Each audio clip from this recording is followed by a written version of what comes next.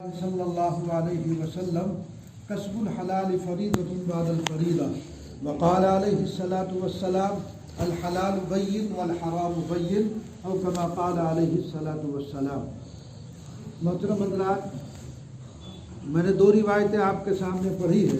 پہلی روایت میں اللہ کے رسول صلی اللہ علیہ وسلم نے ارشاد فرمایا، حلال کمانا کسب الحلال فریضۃ بعد الفریضہ، حلال کمانا ایسا ہی فرض ہے جیسے دیگر اور فرائض ہے۔ نماز کا پڑھنا جب بالغ ہو جائے تو اس پر فرض ہے، زکوٰۃ صاحب مال پر فرض ہے، روزہ جب بالغ ہو جائے تو اس پر فرض ہے، حج صاحب استطاعت پر فرض ہے۔ انہی فرائض کی طرح ایک اہم فریضہ یہ بھی ہے کہ آدمی جو کھا رہا ہے، جو کما رہا ہے، وہ بھی حلال ہونا چاہیے۔ آپ کی آمدنی میں حرام کی آمیزش نہیں ہونی چاہیے۔ آپ چاہے 1 روپیہ کمائیں، 1 لاکھ کمائیں، اس کے اندر مشتبہ مال نہیں آنا چاہیے، اس کے اندر حرام مال نہیں آنا چاہیے۔ حرام کا 1 روپیہ آپ کے حلال کے 99 روپے کی برکت کو ختم کر دے گا۔ اس لیے کوشش آپ کی یہ رہنی چاہیے کہ میں جو تجارت کر رہا ہوں، بزنس کر رہا ہوں، جو کاروبار کر رہا ہوں، میری جو آمدنی کے ذرائع ہیں وہ تمام کے تمام حلال ہونا چاہیے۔ اس لیے کہ جب آپ کا مال حلال ہوگا اور وہ پیٹ میں اترے گا تو اس سے ویسے ہی اثرات اس کے مرتب ہوں گے۔ جب آدمی حلال کماتا ہے اور حلال کھاتا ہے تو اعمال صالحہ کی طرف رغبت ہوتی ہے، اور اگر انسان حرام کھاتا ہے تو پھر وہ گناہوں کی طرف ہٹتا ہے، اس کے دل میں غلط خیالات وساوس شیطان ڈالتا ہے کہ یہ گناہ کر لیا جائے، یہ گناہ کر لیا جائے۔ وہ دراصل برکت ہوتی ہے یا حرکت ہوتی ہے آپ کی آمدنی کی۔ اگر آپ خود بھی حلال کھا رہے ہیں اور اپنی اولاد کو حلال مال کھلا رہے ہیں تو آپ کی اولاد آپ کی تابعداری کرے گی، آپ کی فرما بردار بنے گی، اور اگر آپ اپنی اولاد کو حرام مال کما کر کھلائیں گے وہ نافرمانی کرے گی۔ جب تم اللہ کی نافرمانی کر رہے ہو حرام کما کر تو تم یہ کیسے اپنی اولاد سے توقع رکھتے ہو کہ وہ تمہاری تابعداری اختیار کرے؟ اس لیے یہ کوشش آپ کی ہونی چاہیے، یہ آپ کے ذمہ فریضہ ہے کہ آپ کی جو ذرائع آمدنی ہے وہ حلال ہے۔ دارالعلوم دیوبند دنیا کا معروف ادارہ، مرکزیت جس کو حاصل ہے، وہاں کے حضرت مولانا یعقوب صاحب نانوتوی رحمۃ اللہ علیہ جو صدر مدرس ہے، ان کے ملفوظات میں نے پڑھا کہ دیوبند میں ایک گھسیارہ تھا جو حضرت مولانا یعقوب صاحب نانوتوی رحمۃ اللہ علیہ، حضرت شیخ الہند رحمۃ اللہ علیہ، حضرت مولانا قاسم صاحب نانوتوی رحمۃ اللہ علیہ، ان بڑے بڑے اکابر کی دعوت کیا کرتا تھا۔ مولانا یعقوب صاحب نانوتوی رحمۃ اللہ علیہ نے کہا کہ ہم اس کی دعوت کا انتظار کرتے تھے۔ کیوں؟ اس لیے کہ اس شخص کا معمول یہ تھا، وہ گھاس کھودتا تھا اور گھاس کھود کر اس کو فروخت کرتا تھا، اس سے جو آمدنی ہوتی تھی اس کے 3 حصے کیا کرتا تھا۔ ایک حصہ اللہ کے راستے میں خرچ کر دیتا تھا، ایک اپنے گھر والوں پر خرچ کر دیتا تھا، اور ایک حصہ جمع کر کے رکھتا تھا۔ تو جو حصہ سال بھر اس کا یہی معمول اور یہی اس کی روٹین تھی، سال میں پورے سال کے 3 حصے کرتا تھا، تو جو حصہ جمع کر کے رکھتا تھا اس جمع شدہ رقم سے وہ اکابر دارالعلوم دیوبند کی دعوت کیا کرتا تھا۔ مولانا یعقوب صاحب رحمۃ اللہ علیہ، حضرت شیخ الہند رحمۃ اللہ علیہ، ان حضرات کی وہ دعوت کیا کرتا تھا۔ مولانا یعقوب صاحب نانوتوی رحمۃ اللہ علیہ لکھتے ہیں کہ اس کی دعوت کھانے کے بعد 40 دن تک دل کی یہ کیفیت رہتی تھی کہ دل منور رہتا تھا۔ کس کی؟ اس گھسیارے کی، بالکل حلال محنت اور مشقت سے کمایا ہوا مال۔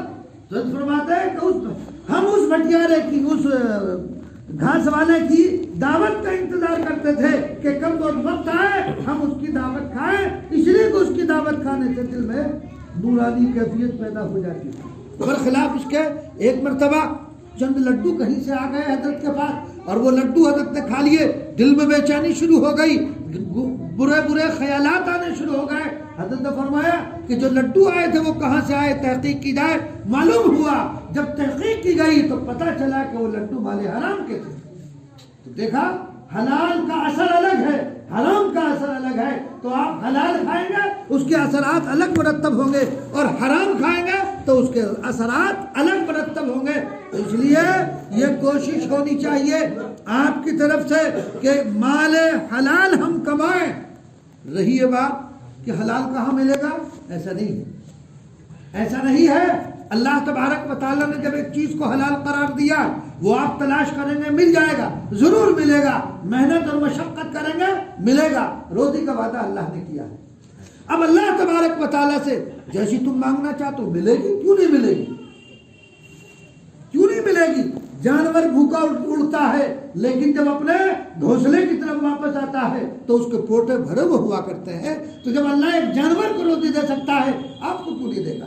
آپ تو اشرف المخلوقات ہیں۔ اللہ تبارک و تعالیٰ نے اس انسان کو اشرف المخلوقات بنایا، وہ اگر حلال روزی کمانا چاہے تو کیوں نہیں ملے گی؟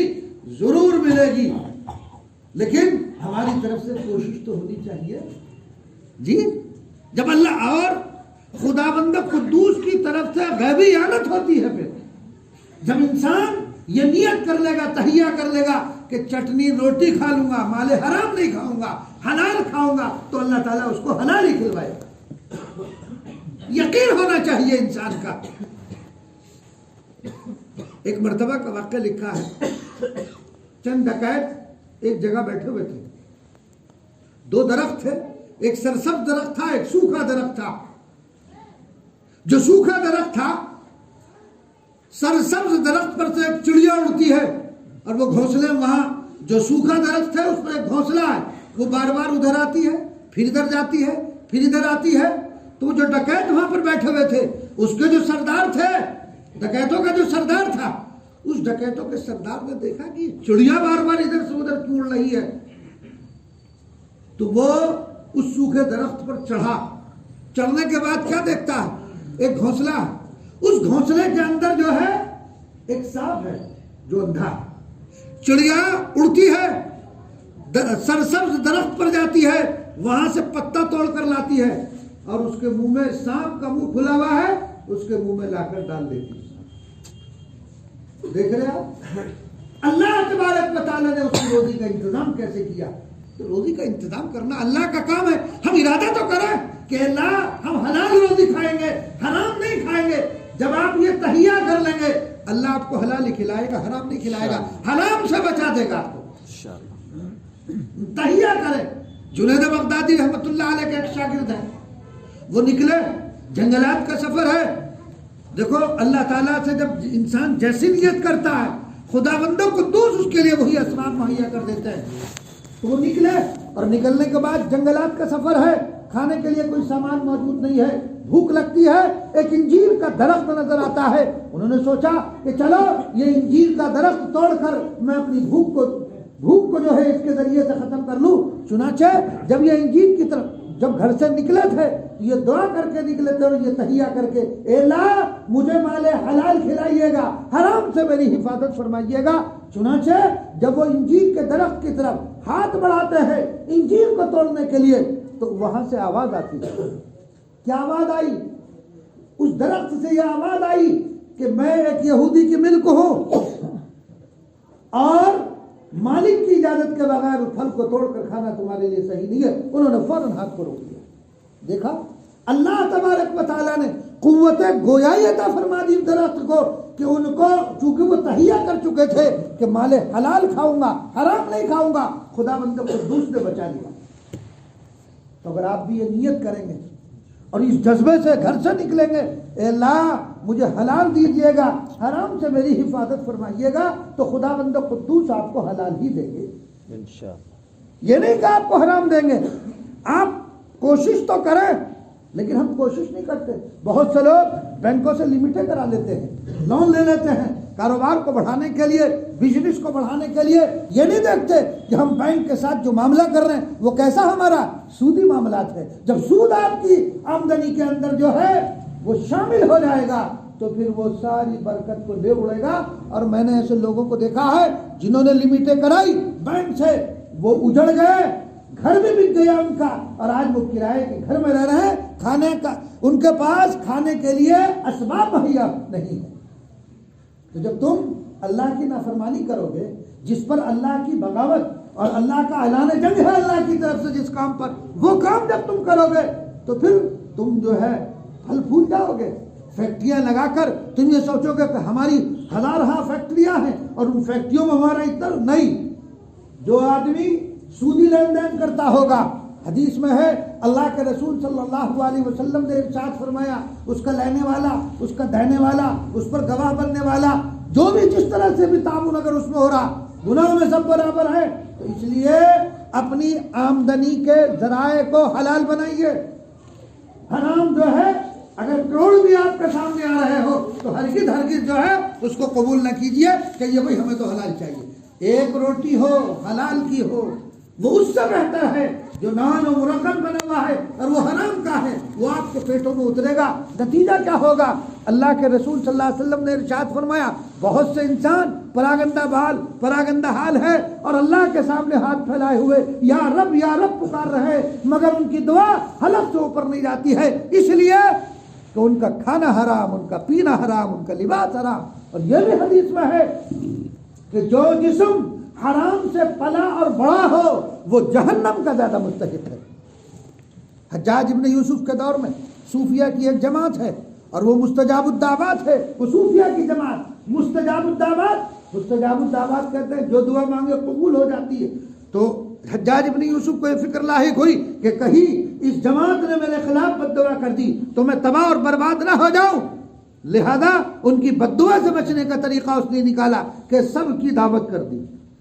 وہ صوفیہ کی جماعت کھانا کھانے کے لیے پہنچ گئی، جب وہ کھانا کھا کر واپس جا رہی تھی تو حجاج ابن یوسف کہتا ہے اب میں ان کی بد دعا سے مطمئن ہو گیا، اس لیے کہ مال حرام ان کے پیٹ میں اتار دیا۔ جب مال حرام پیٹ میں اتر جائے گا اللہ کے ہاں دعا قبول نہیں ہوگی۔ آج ہم کہہ رہے ہیں کہ ہماری دعائیں قبول نہیں ہو رہی، ہم اللہ سے مانگ رہے، کیسے دعا قبول ہو سکتی ہے جب تمہارا کھانا حرام ہے، پینا حرام ہے، لباس جو پہنے وہ بھی حرام سے تیار شدہ ہے، تو اللہ کے بارگاہ میں دعا کیسے قبول ہو سکتی ہے؟ اللہ کی بارگاہ میں دعا اسی وقت قبول ہوگی جب تمہارا کھانا حلال ہوگا۔ حلال جب پیٹ میں جائے گا، حرام سے بچو گے تو بچو گے حرام سے انشاءاللہ۔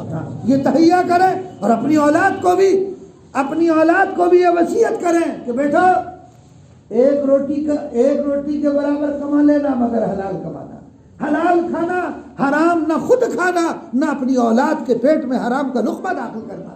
جب حرام کا لقمہ پہنچ گیا تو کتنی دعا مانگتے رہو، سجدے میں سر رکھ کر اللہ کو پکارتے رہو، وہ دعا قبول ہونے والی نہیں ہے۔ جب تمہارا سارا جسم جو ہے حرام سے پل اور بڑھ رہا، تو جیسا کہ میں نے ابھی روایت کے حوالے دیتے ہوئے بتایا، ایسا جسم جہنم کا زیادہ مستحق۔ حضرت مولانا مظہر جانان علیہ الرحمہ، دہلی میں حضرت کی خانقاہ ہے، خانقاہ چلتی ہے، ہزاروں مریدین وہاں پر آتے ہیں۔ تو جو والی دہلی تھا اس نے ایک دن حضرت کی خانقاہ میں بریانی بنا کر بھیجی، کہا کہ حضرت آج ہم شام کو کھانا آپ کے مریدین کے لیے ہم بھیجیں گے۔ چنانچہ بہترین بریانی، اعلیٰ درجے کی بریانی بن کر جب جاتی ہے اور جب جس جگہ سے گزرتی ہے خوشبوؤں سے معطر ہو جاتی ہے وہ جگہ، بہترین اعلیٰ درجے کی بریانی جب حضرت کی خانقاہ میں پہنچی اور وہ خانقاہ میں جو لے کر کے آئے تھے وہ رکھ کر کے واپس چلے گئے، حضرت نے خادموں کو بلایا اور فرمایا گڑھا کھود کر اس بریانی کی دیگ کو دفن کر دو۔ کہ حضرت وائسرائے کی طرف سے آئی ہے، یہ تو جو حاکم ہے دلی کا وہاں سے آئی ہے، کہنے لگے کہیں سے بھی آئی ہو، دیکھتی آنکھوں مسلمان کو زہر نہیں کھلایا جاتا، یہ مال حرام سے بنی ہوئی ہے، اس مال حرام سے بنی ہوئی ہے تو مسلمان کو مال حرام نہیں کھلایا جا سکتا، اس لیے اس کو فوراً دفن کر دو۔ تو دفن کرا دیا۔ آج ہم لوگ کی دعوت کوئی کر دے، کوئی سود خور کر دے، سٹے باز کر دے، ہم اس کے یہاں دعوتیں کھانے چلے جاتے ہیں۔ جواری ہے اس کے یہاں دعوتیں کھانے کے لیے چلے جاتے ہیں۔ ایسے آدمی کے ہاں جو سود کا کاروبار کرتا ہو، جو سٹے کا کاروبار کرتا ہو، جو جوئے کا کاروبار جس کا ہو، ہرگز اس کے یہاں کھانا کھانے مت جائیے۔ ایسی دعوتوں کا بائیکاٹ کیجیے، ایسی دعوتوں میں مت کھائیے۔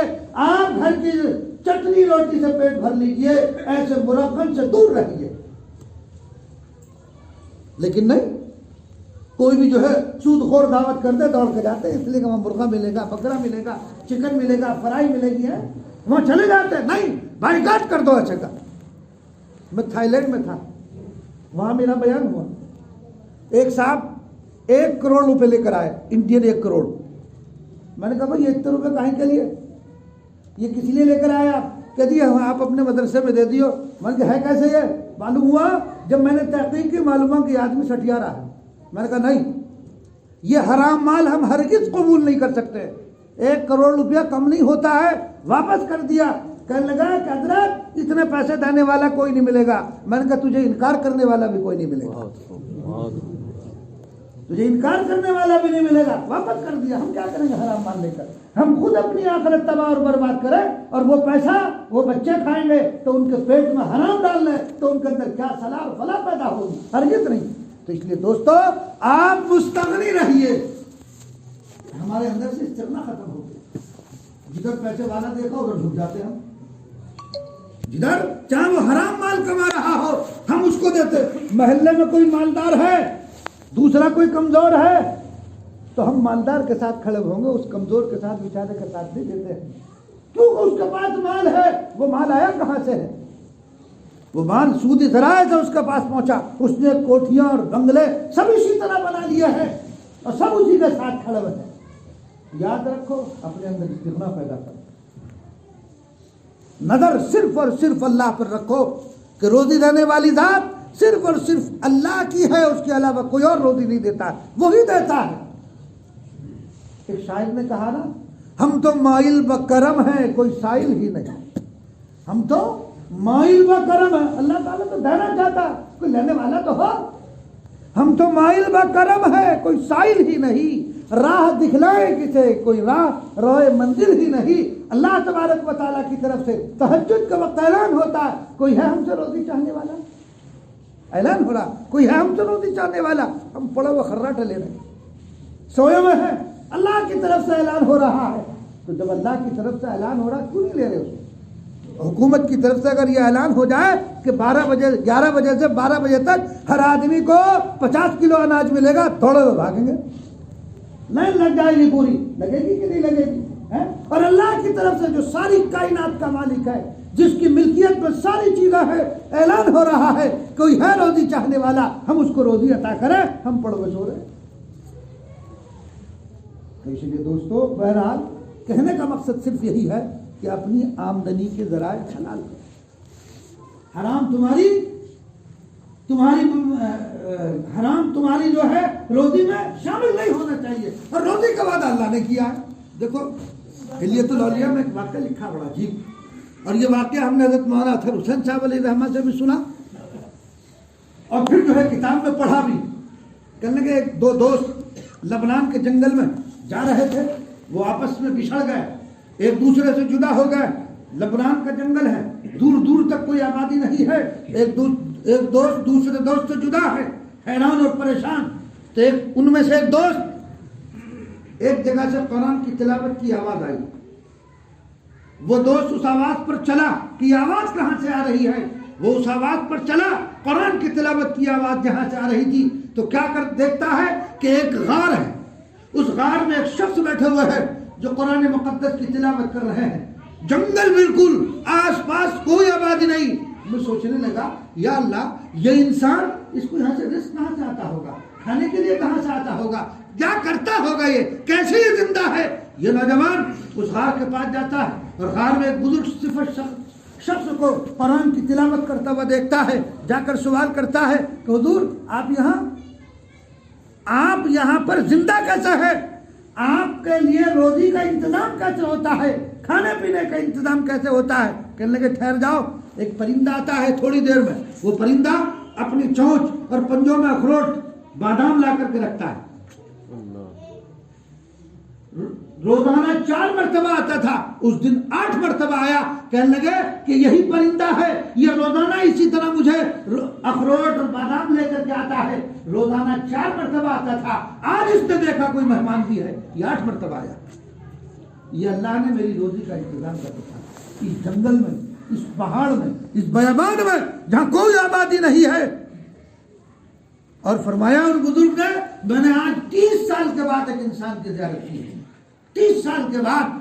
कहने लगे पानी का इंतजाम कैसे होता है? तो वहां पर एक पत्थर था, اس کے اندر جو گڑھا تھا پتھر کے اندر، ایک بادل آیا اور وہ برسا، پانی اس کے اندر موجود، اور پانی خود بھی پیا اور اس کو بھی پلایا۔ اس کے بعد کہنے لگے آگے کچھ سوالات کیے تو ان بزرگ نے کہا بس ٹھہر جاؤ، زیادہ نہ پوچھو، اپنا کام کرو۔ کہنے لگے حضرت میں اپنا کام کیا کروں، میں تو خود بھٹکا ہوا مسافر، آپ کی تلاوت کی آواز سنی، اس آواز پر میں یہاں تک پہنچا، میں راستہ بھٹک گیا ہوں، کہاں جاؤں، کیسے جاؤں، مجھے کچھ پتا نہیں ہے راستہ، مجھے راستہ بتا دیجئے۔ حضرت نے فرمایا کہ اچھا ٹھہرو۔ ایک شیر آیا دہاڑتا ہوا، اس کو آواز دی، بلایا اور اس کے کان میں کچھ کہا کہ اس کو آبادی تک چھوڑ کر چلا آ۔ چنانچہ حضرت نے کہا کہ اس پر سوار ہو جائے شیر پر، یہ تجھے آبادی تک چھوڑ آئے گا۔ کہنے لگا حضرت یہ تو کہیں مجھے راستے میں لقمہ نہ بنا جائے، یہ تو راستے میں کہیں مجھے لقمہ نہیں بنائے گا، اس پر سوار ہو۔ وہ سب حضرت نے خود اس کو بٹھایا اور بٹھا کر روانہ کر دیا، آبادی کے قریب چھوڑ کر اس کو واپس شیر آ گیا۔ تو دیکھو اللہ تبارک و تعالیٰ کے ذکر میں، قرآن کی تلاوت میں وہاں مشغول ہے، اللہ ان کو روزی پہنچا رہا کہ نہیں پہنچا رہا؟ جی موسیٰ علیہ السلام مدین سے چلے، جب مدین سے چلتے ہیں اہلیہ محترمہ ساتھ ہے اور حمل سے ہے، سخت سردی کا زمانہ ہے، موسیٰ علیہ السلام آگ کی تلاش میں ہے، کہیں سے آگ مل جائے، یہ سردی کو دور کر لیا جائے، اس کے ذریعے گھر والے پریشان ہیں، لیکن سفر طے کرتے جا رہے ہیں، آگ کو بھی تلاش کرتے جا رہے ہیں۔ سامنے ایک پہاڑی نظر آتی ہے، اس پہاڑی پر کچھ آگ نظر آتی ہے، موسیٰ علیہ السلام کو اہلیہ کو بٹھایا کہ تم یہیں بیٹھو، میں آگ لے کر کے آتا ہوں۔ جیسے ہی چڑھے، کچھ دور چلے تھے، دل میں خیال آیا کہ میرے اہل کہیں ضائع نہ ہو جائیں، میرے اہل کہیں ضائع نہ ہو جائیں۔ اللہ تبارک و تعالیٰ اپنے پیغمبر کی فوراً اصلاح کرتا ہے۔ موسیٰ علیہ السلام سے اللہ تبارک و تعالیٰ نے فرمایا اے موسیٰ تمہارے سامنے یہ جو پتھر پڑا ہوا ہے اس پر عصا مارو۔